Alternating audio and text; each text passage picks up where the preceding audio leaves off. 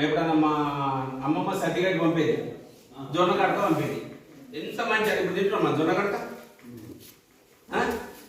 రాగులు తింటున్నామా? జొన్నలు తింటున్నామా? కొర్రలు దొరుకుతాయి, రాగులు దొరుకుతాయి, సజ్జలు దొరుకుతాయి.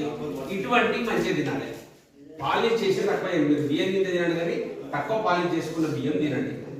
ఇది ఇంకొకటి వెనకటోళ్ళు ఏం చేస్తారు నాకు తెలిసి ఒక మాట, ఏకభుక్తం మహాభోగి, ఏకభుక్తం మహాయోగి, ద్విభుక్తం మహాభోగి, త్రిభుక్తం మహారోగి.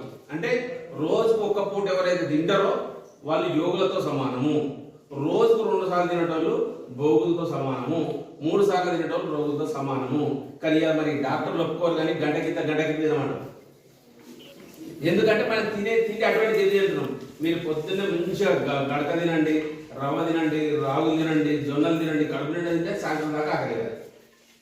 మళ్ళా వెనకాల పెద్దలు ఏం చేద్దరు? గూట్లే దీపం నోట్లే బుక్క. అవా కరెక్టేనా?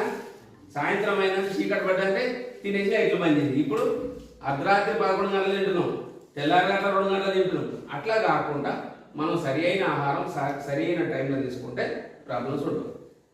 రెండోది